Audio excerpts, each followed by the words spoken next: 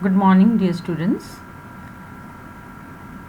Today we are dealing with the lesson number 8 entitled The Genetic and the Molecular Basis of Plant Resistance to Pathogens. For the convenience of the understanding, this lecture has been divided into 4 parts. The part 1 deals with the genetic basis of plant disease resistance, which has been further subdivided into qualitative and quantitative disease resistance. B.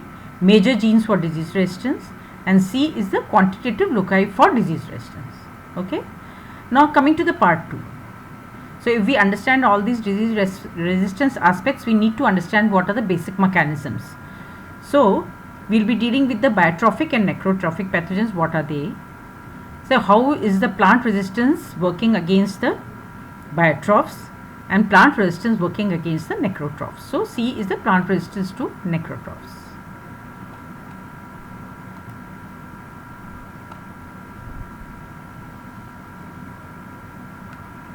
In the part 3rd, we will be dealing with a two-tiered innate immune system in plants. We will discuss about this is a two-tiered innate immune system which has been discussed at the molecular level in various very good research publications and all that, and in very good review articles, which is PAM triggered immunity, PTI, and effector triggered immunity, which is also known as ETI.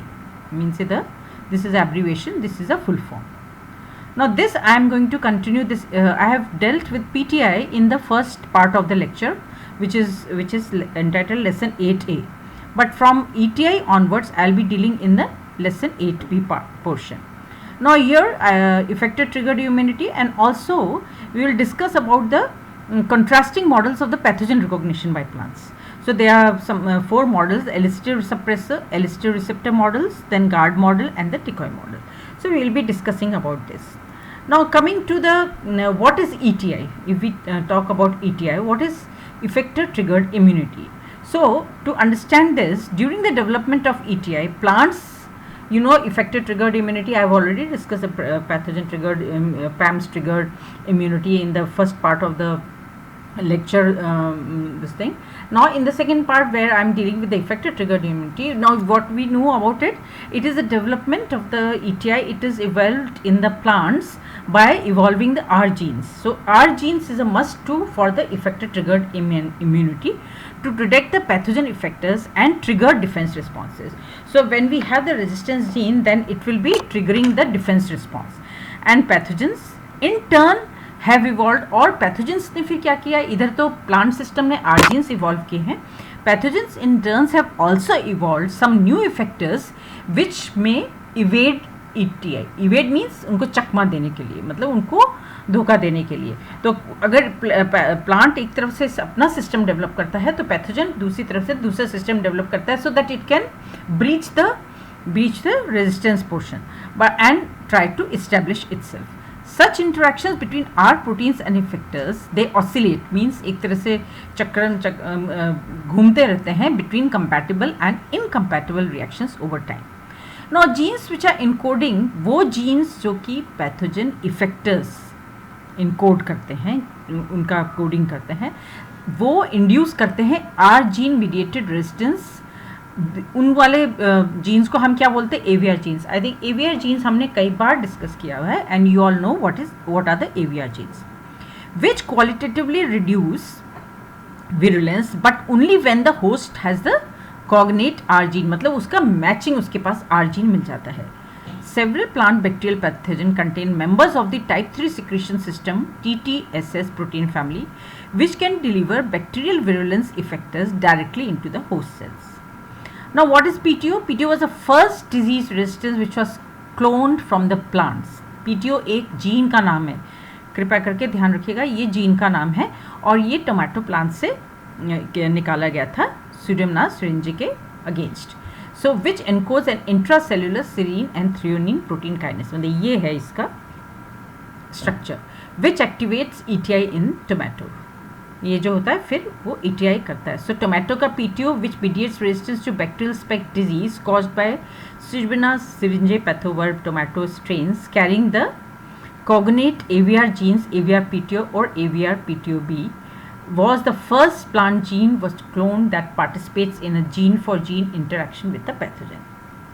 ठीक है, और इस तरह से जो ये NBSS LRR protein है, I think मैंने लास्ट लेक्चर में इसको काफ़ी अच्छी तरह से किया कि what is NBS and what is LRR, and ये ट्रिगर करता है रेजिस्टेंस रिस्पॉन्स, PTO ट्रिगर करता है resistance response by interacting with either AVR PTO से और AVR PTO-B, कई इफेक्टर्स उसके डेवलप करते हैं.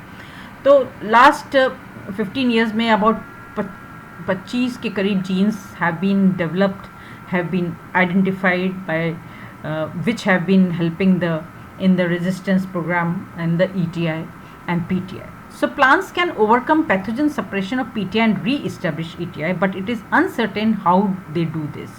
अभी तक हमें ये नहीं पता है, क्योंकि दोनों सिस्टम काम करते हैं. कहीं जगह केवल PTI करता है, कहीं ETI करता है, कहीं ETI PTI दोनों करते हैं.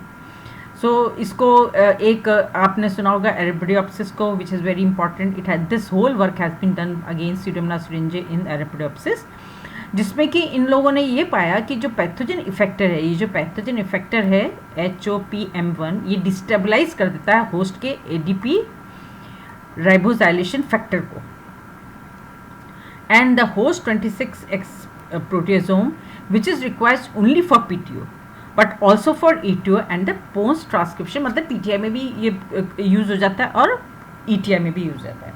Moreover PTI and ETI differentially contribute to basal resistance. अब सिंपल हम उसको कर देते हैं, आप लोगों को अगर उसको बहुत ज़्यादा डिटेल में नहीं जाना है, तो PTI एंड ETI जो होते हैं ये डिफरेंशियली कंट्रीब्यूट करते हैं किसके लिए, बेसल रेजिस्टेंस के लिए. और जब अगर हम इसके सिग्नलिंग पाथवेज को कंपेयर करेंगे तो कई बार ऐसा होता है in PTI and ETI two separate tiers of the plant immune system काम करते हैं ना, हमने इसको समझ चुके हैं already. PTI and ETI share, sometimes they share common pathways also, like transcriptional pre-programming, program cell death, hormonal जो changes होते हैं ये दोनों PTI में और ETI में होते हैं. However, there are differences in how plants use these common signaling networks in the PTI and ETI.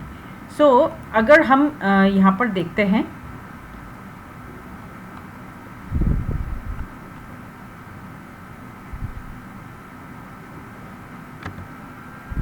इस फिगर 1 में हम देखते हैं कि molecular basis of plant resistance to pathogens है. यहाँ पर कैसे ETI और कैसे ये डिफरेंट नेक्रोट्रोफिक पैथोजेंस के और बायोट्रोफिक पैथोजेंस के दोनों वर्क कर रहे हैं. तो इसमें अगर हम देखते हैं नेक्रोट्रॉफ्स में, जो ये जो upper part of the diagram, ये पूरा आप देख लीजिए यहाँ पर upper part of the diagram, it is the defence response to the necrotrophs. This is the necrotrophs and sorry and they are conferred by RLKs, then defensin gene, then phytoalexins, jasminic acid and ethylene signaling. ये आप देख रहे हैं इधर receptor like kinesis, ये receptor like kinesis है और ये कहाँ जाकर रिस्पॉन्स कर रहे हैं, इम्यून रिस्पॉन्स पे. फाइटोअलेक्सिन्स HSTs को ये देखिए आप, ये कैसे इंटरेक्ट करके इधर jasmonic acid pathway, jasmonic acid signalling, jasmonic acid responsive genes PDF 1.2 जो जीन्स जिसको कि ये रिस्पॉन्स कर रहे हैं, and again they come to the response. So the ये जो है ये नेक्रोट्रॉफ्स के अगेंस्ट ये सारे फंक्शंस वर्क कर रहे हैं.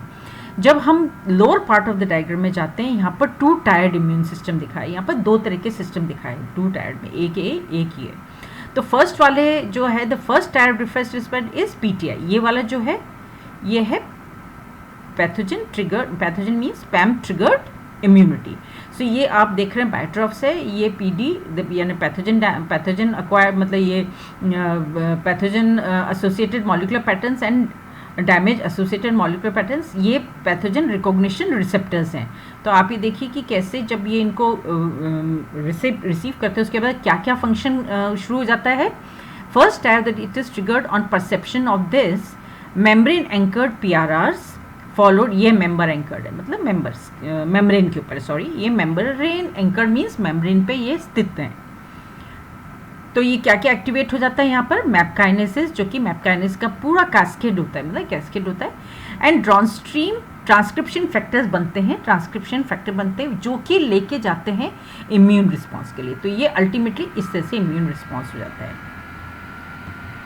नेक्स्ट हम देख रहे हैं कि जो second tier of defence which is elicited by the pathogen effector via an interaction with R protein ETI, यहाँ पर ये देखते हैं, ये आर प्रोटीन्स है ना, आर प्रोटीन्स, और यहाँ पर ETI, यहाँ पर टाइप 3 बैक्टीरियल सिस्टम चल रहा है, टाइप 3 वाला टाइप 3 सिक्रीशन सिस्टम है। यहाँ पर ये इफेक्टर्स जैसे रिलीज़ हो रहे हैं, यहाँ पर ये प्रोटीन्स हैं, और ये आर्जिन मीडिएटेड, ये बेसिकली क्या है, आर्जिन मीडिएटेड, तो यानी कि ये ETI है, और इनका ये कॉरस्पॉन्डिंग है, ये कोऑर्डिनेट मीन्स आपस में मैचिंग करते हैं। जब ये लोग मैचिंग करते हैं तो यहाँ पर क्या हो गया, it is the R gene mediated resistance to biotrophic patho usually results in hyper sensitive response.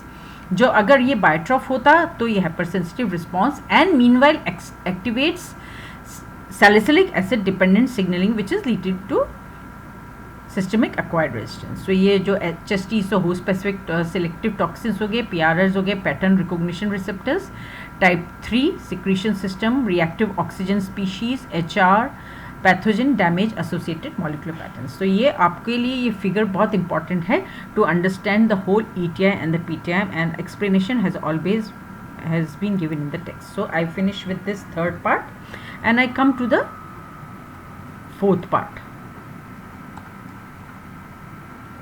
Now fourth part we will be just dealing with the which are the pathogen recognition models. हम pathogen recognition models को understand करने की कोशिश करेंगे, क्योंकि without pathogen recognition के host अपने आप काम नहीं कर सकता। ये हम कितनी बार पढ़ चुके हैं।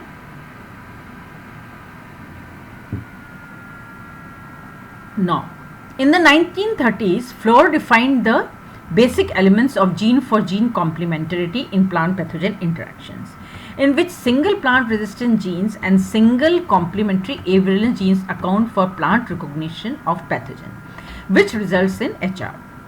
So ये फ्लोर ने 1971 में इसको रिव्यू किया था। Functional alleles are generally inherited as dominant characters. If either partner lacks a functional allele, recognition resistance do not occur and the plant becomes infected. ये हम आप लोग बहुत अच्छी तरह से समझ चुके हैं फ्लोर की थ्योरी को। अब हम अभी इस समय जो समझने जा रहे हैं वो एक डिफरेंट एस्पेक्ट है, जिसमें कि हम ये देखना चाह रहे हैं कि ये elicitor suppressor model, elicitor receptor model, then these are the contrasting models होते हैं। हम कुछ टर्म्स पहले देख लेते हैं। इफेक्टर क्या होता है? Secreted pathogen protein that manipulates host cell functions. What is guardee? It is effector target which is required for R protein function and with a function in host defense or susceptibility in the absence of its cognate R protein. Effector alteration of the Gardy results in enhanced pathogen. अगर alteration हो जाता है तो क्या होता है कि pathogen fitness means pathogen आराम से डेवलप कर लेता है, and that lack the R protein and triggers innate immunity in plants that carry the protein, और उसमें इम्यूनिटी हो जाती है जिसमें कि R प्रोटीन होती है। What is operative target? Host target that when manipulated bye a pathogen effector results in enhanced pathogen fitness.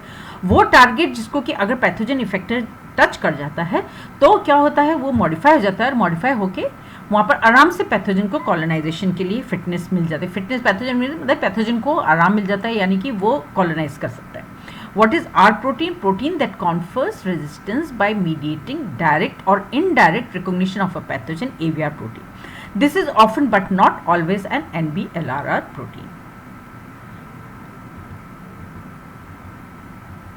अब हम लोग इन मॉडल्स पर आते हैं।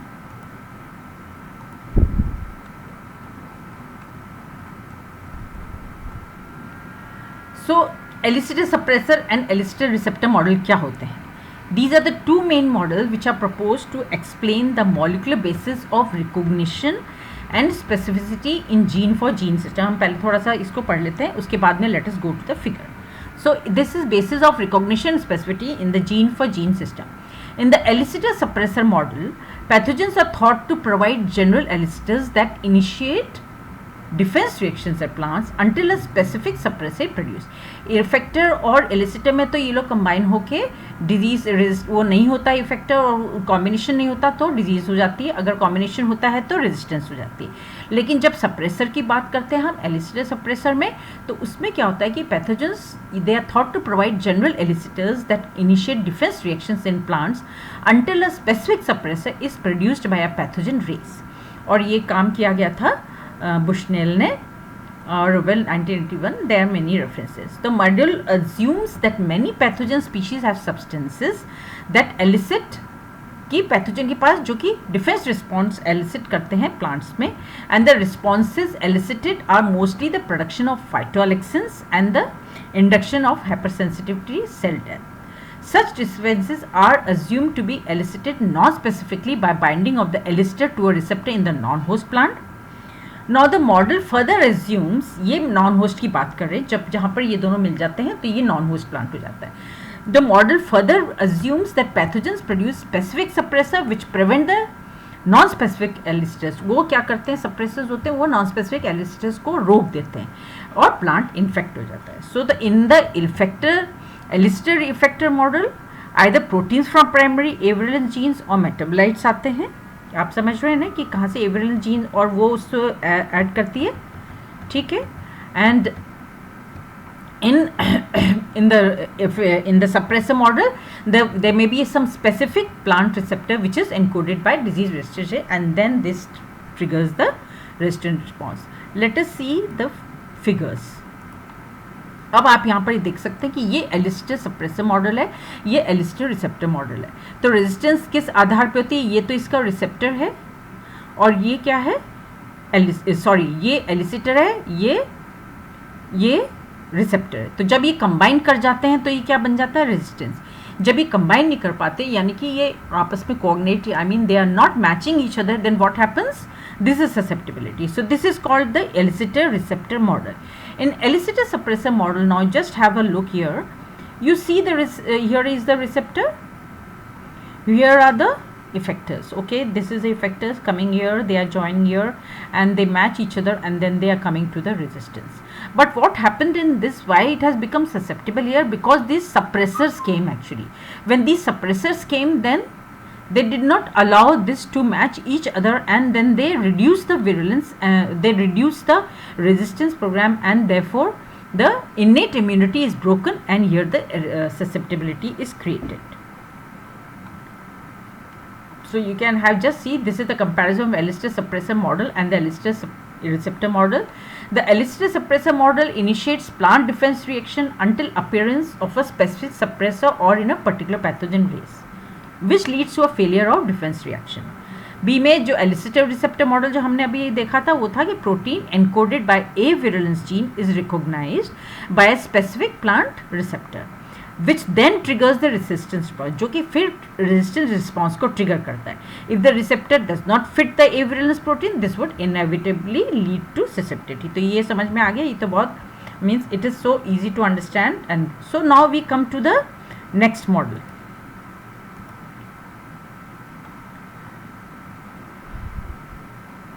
What is the GARD model?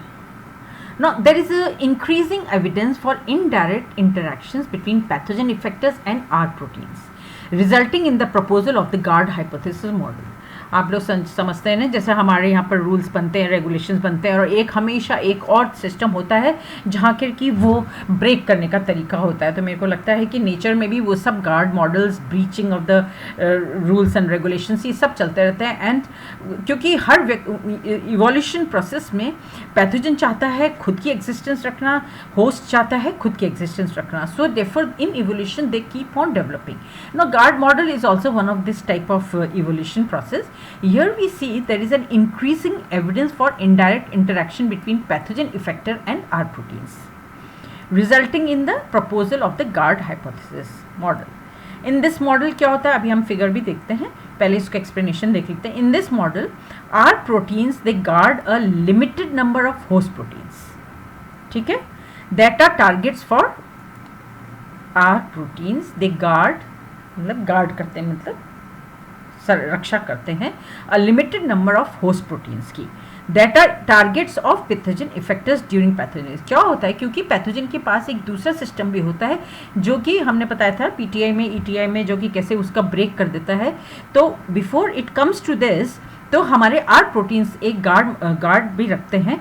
In this model R proteins guard are limited, तो guarding करने के लिए टारगेट्स रहते हैं जो कि पैथोजन इफेक्टर्स को मॉनिटर कर लें. The guard model suggest that multiple effectors can be perceived, क्योंकि मल्टीपल इफेक्टर्स डेवलप होते हैं by single R protein. The guard model में क्या पता चलता है कि एक मल्टीपल इफेक्टर्स परसीव किए जाते हैं एक सिंगल आर प्रोटीन से, and relatively few R genes can target the broad spectrum of pathogens that attack plants. तो कुछ ही ऐसी जीन्स होती हैं जो कि इसको मल्टीपल मतलब ब्रॉड स्पेक्ट्रम उसको देख लें। This model highlights that the guarded effector target, जो guarded effector target which is also called the guardee, this model मतलब गार्डी मॉडल की बातें कर रहे हैं। दिस मॉडल हाईलाइट्स, क्या ये बताता है हमको कि जो गार्डेड इफेक्टर टारगेट है it is indispensable for the virulence function of the effector protein in the absence of the cognate, क्योंकि उसके एब्सेंस पे फिर ये काम नहीं कर पाएगा, रिप्लेस कर देगा। So the GARD model is supported by the findings of RIN4 and PBS1 in Arabidopsis and RCP3 and P2 in tomato। ये examples हैं। अब हम इसका वो डायग्राम देखते हैं।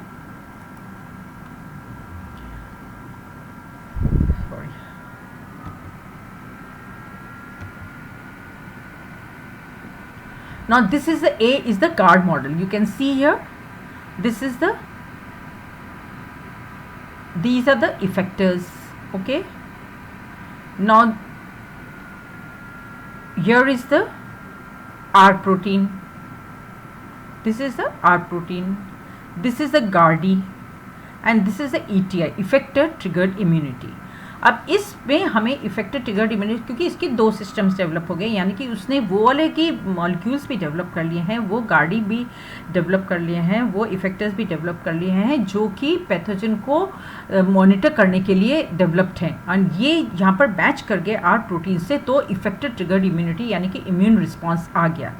लेकिन अगर सपोज करो यहाँ पर आर प्रोटीन नहीं होता तो ये गार्डी जो होता है ये बल्कि इससे मिल जाता है एंड इससे और बल्कि इंक्रीज हो जाती है ससेप्टिबिलिटी।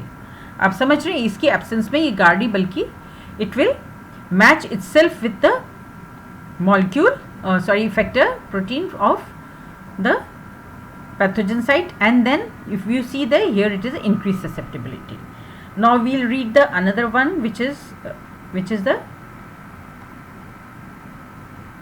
so GARD मॉडल को हमने देख लिया।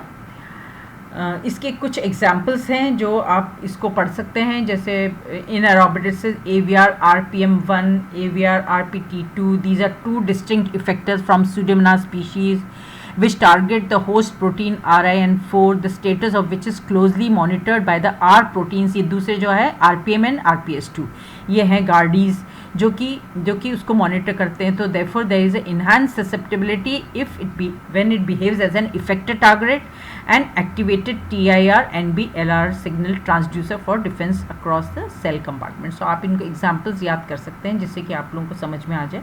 आप लोग इसको आंसर में लिख सकते हैं जैसा आप चाह सकते हैं। Now when you come to the decoy model, अब एक तीसरा मॉडल, चौथा मॉडल है डिकॉय मॉडल। इसमें क्या होता है कि मैनी पैथोजन इफेक्टर्स, कई जो पैथोजन इफेक्टर्स होते हैं उन्होंने तरीके ढूंढ लिए हैं to have the multiple targets in the host. आप समझ रहे हैं कि उन्होंने जगह जगह उसको कि इधर कर दो, इधर कर दे, इधर कर दे, मल्टीपल टारगेट चूज कर लेते हैं। और जो गार्डी प्रोटीन से ये found often dispensable for the virulence of effectors in the plants lacking the R proteins। तो इसकी ज़रूरत नहीं पड़ती, क्योंकि उसकी ज़रूरत नहीं पड़ती। Guardee proteins are often dispensable, मतलब कोई ज़रूरत नहीं पड़ती जब इसको virulence of effectors in the plants lacking the R protein. क्योंकि जब इसकी गार्डी प्रोटीन की क्यों नहीं जरूरत पड़ेगी, क्योंकि वो आर प्रोटीन में अगर नहीं होगा तो उसकी कोई ज़रूरत नहीं होती, बल्कि वो तो विरुलेंस डेवलप कर देता है एंड डिजीज हो जाए। So new data on additional targets of AVR PTO, ये सब आपको ध्यान होना चाहिए। Pseudomonas syringica किस में से है? Pseudomonas syringica AVR PTO है टोमेटो क्रॉप से। AVR and AVR BST they promoted the concept that some host targets of effectors act as decoy। ये कुछ ऐसे डिकॉयज करते हैं जो कि इसको छिपके ये डिटेक्ट कर लेते हैं। पैथोजन इफेक्टर्स होते हैं, कुछ ऐसे होते हैं कि जिनको कि डिकॉय छिपके ये इसको डिटेक्ट कर देते हैं पैथोजन इफेक्टर्स को via R proteins. So van der Hoorn and ने इन्होंने प्रपोज की थी डिकॉय मॉडल में to explain the recent knowledge of evolution plant. This model, ये अभी recent knowledge of evolution plant pathogen interaction, this model is based on an evolutionary point of view where by the guardee is an evolutionary, वो तो unstable situation में है क्योंकि उसका भी हमें पता है कि वो गार्ड है तो सही, लेकिन वो बैक्टीरिया के संग मिल जाता है. As it is subjected to opposing natural selection forces in plant population वे polymorphic R genes either present और एब्सेंट. तो पॉलीमॉर्फिक जीन क्योंकि कई टारगेट चूज़ किए हैं पैथोजन ने, कई टारगेट चूज़ किए हैं होस्ट के अंदर, इधर रेजिस्टेंस का जीन्स का इंटरेक्ट करता है.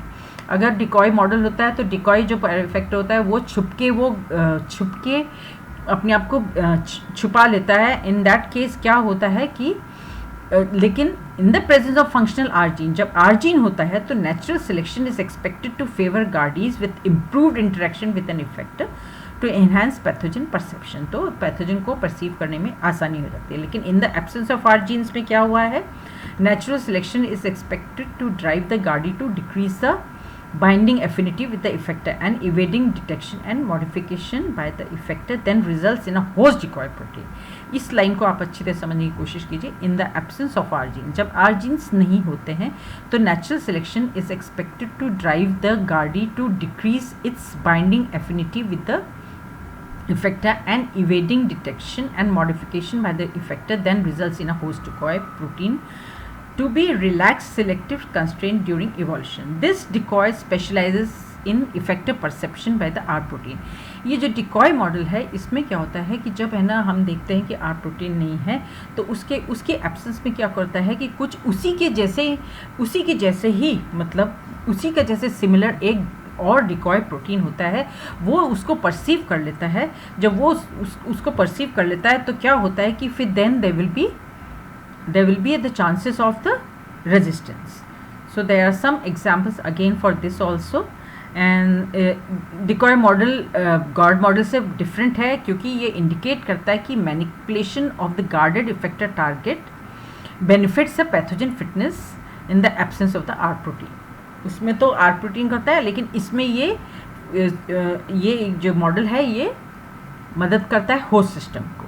All the different models have been proposed. Each one might apply to specific pathosystem to explain the complicated interactions between the plant and pathogen. तो कई ऐसे सिस्टम डेवलप किए हैं. अब हम आपको इसको एक बार वापस से वहीं लेके चलते हैं. अब इधर देखिए आप डिकॉय मॉडल में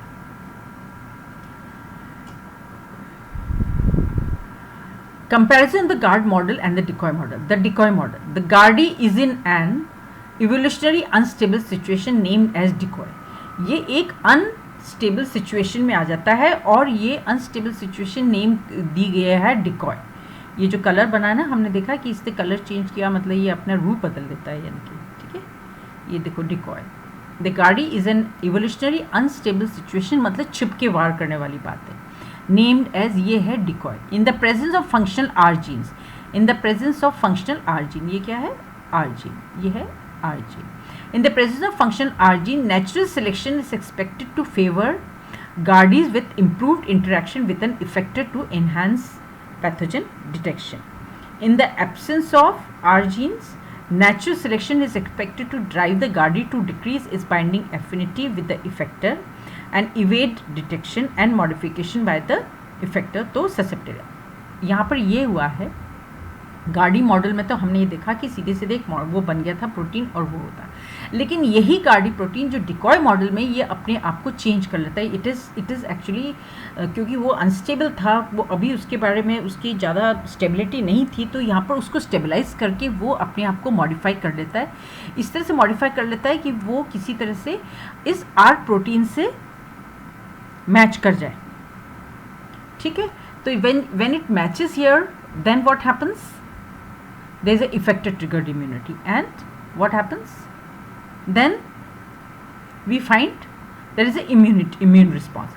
लेकिन जब यहाँ पर R protein नहीं है, so even if it is modification also, even if it is modified, तो natural selection में ये क्या होता है natural selection is expected to drive the guardee to decrease, जो बाइंडिंग एफिनिटी है ना ये डिक्रीज हो जाती है और इसका मॉडिफिकेशन हो जाता है। मॉडिफिकेशन बाय द इफेक्टर होने से क्या होता है, जो मॉडिफिकेशन भी हुआ वो भी उसका वैल्यू नहीं रहता है, एंड ससेप्टेबिलिटी। तो अल्टीमेटली ये रिकॉग्निशन है। रिकॉग्निशन करने के लिए इसने कई तरीके से मॉडल्स डेवलप किए हैं, guard model and decoy model, and आप लोग इसको इन मॉडल्स को अच्छी तरह से एक्सप्लेन कर सकते हैं। You can read further also, and therefore I think I have been trying to explain you about all these guard models and comparisons and all this. Hope you might have understood, and you can also read some important publications also which are very important in the, and you can find nowadays it is very easy, they are easily available in the Google, and hope these things are well understandable. Only what you need to do is that you have to read all this notes. Actually you have to understand, you have to remember the names, so at least you remember the names of the genes and proteins, so how they perceive. Now this is all at the molecular level what we want to do. So now I am finishing this chapter, this lesson particular 8, which is based on the genetic and molecular basis of the plant resistance. After that, now we are going to deal with the variability in plant pathogens. So then my next means lesson 9 will be on the variability aspects. So this particular aspect I wanted to take because I really wanted that you people need to understand that you need to understand that how we can do this, and well, best wishes to all of you. Stay safe, stay home, stay healthy, and all best wishes again.